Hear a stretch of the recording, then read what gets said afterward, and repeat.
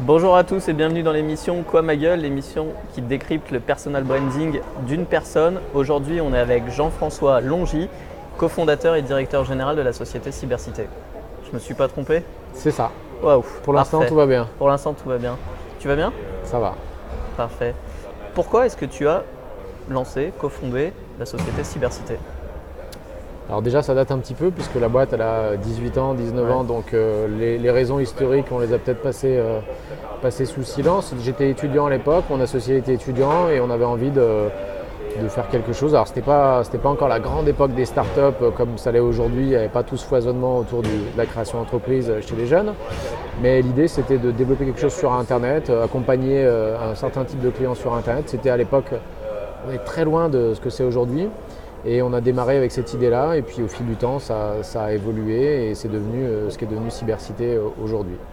C'était l'envie de créer ou c'était l'envie de faire ce produit spécifiquement? C'était l'envie de créer, moi je sortais aussi une première petite expérience professionnelle où j'ai bossé chez France Télécom à l'époque, où je savais que j'étais pas fait pour bosser dans une grande compagnie, dans un grand groupe, pour plein de raisons qui me sont personnelles, mais j'avais envie de faire des choses à mon niveau et de voir ce que ça faisait. Comment est-ce que tu t'imagines dans les prochaines années, toujours chez Cybercité, dans d'autres activités? C'est quoi qui te motive le matin à travailler pour plus tard? On a des métiers qui évoluent très fortement tous les jours et il n'y a pas d'ennui. C'est-à-dire que ce que je faisais il y a 15 ans, il y a 10 ans, il y a 5 ans, il y a 1 an, c'était le même type de métier, mais le contenu était vraiment différent. Alors on faisait toujours du business et le business restera le business, mais après ce qu'on produit réellement, ce qu'on délivre à nos clients évolue en permanence.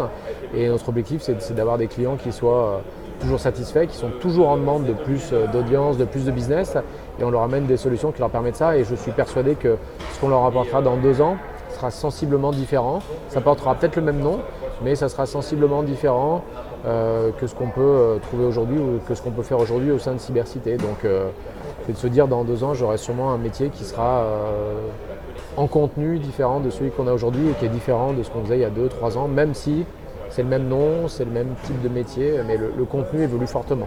Ok. Pour toi, Cybercité, c'est une société tech ou une société humaine? C'est un mix entre des hommes et des robots, et c'est de la technologie et du marketing. Et nous, ce à quoi on doit s'astreindre, c'est de fournir à nos clients des résultats, des choses palpables et de ne pas les enfermer dans des sujets techniques. Même si derrière il y a des choses qui sont extrêmement complexes et extrêmement techniques, au niveau des logiciels qu'on développe ou même au niveau de ce qu'on doit décrypter au sein de Google pour comprendre ce qui se passe, à nos clients, on doit délivrer une prestation avec des consultants et qui leur amène un résultat. Donc on est plutôt côté marketing humain, même si derrière il y a un gros sujet technique et technologique. D'accord. Qu'est-ce qui te fait kiffer au quotidien aujourd'hui? Professionnellement, J'ai pas précisé, après tu fais ce que tu veux. Je sais pas, j'aurais dû préparer la.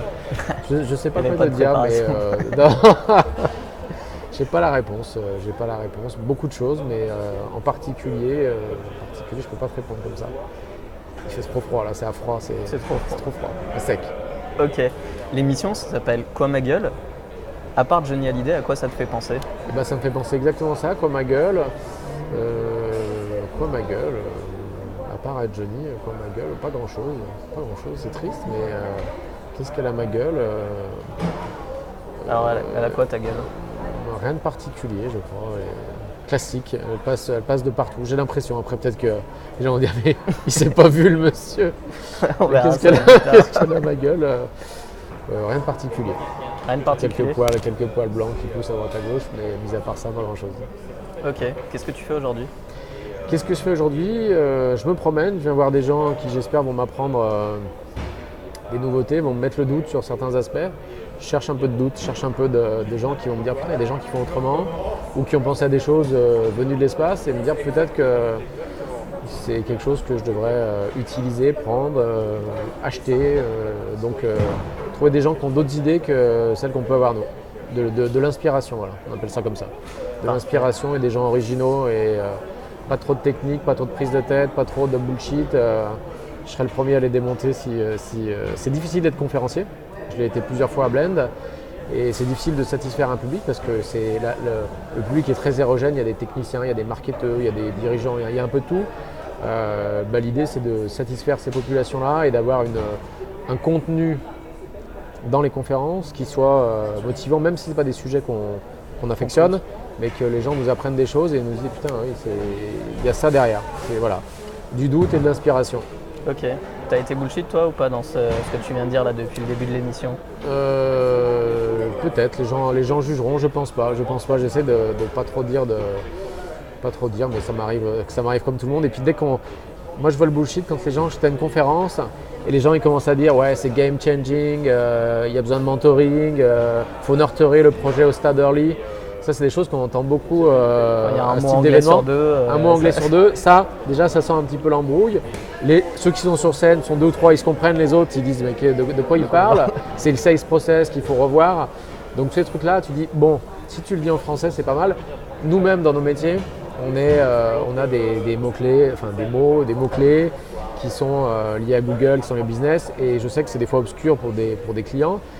On essaye d'avoir un peu de recul par rapport à ça, on essaye d'être accessible pour pas que ce soit délirant, mais effectivement on parle à un public de gens qui sont un minimum initiés, et pour des gens qui sont d'extérieur, ça peut paraître un petit peu bullshit, mais on essaye d'être assez terre à terre et d'être assez factuel. Ok, super. Merci beaucoup Jean-François. Merci. Merci à tous. Vous pouvez retrouver l'émission donc sur notre page YouTube, la page YouTube Quoi ma gueule et la page Facebook.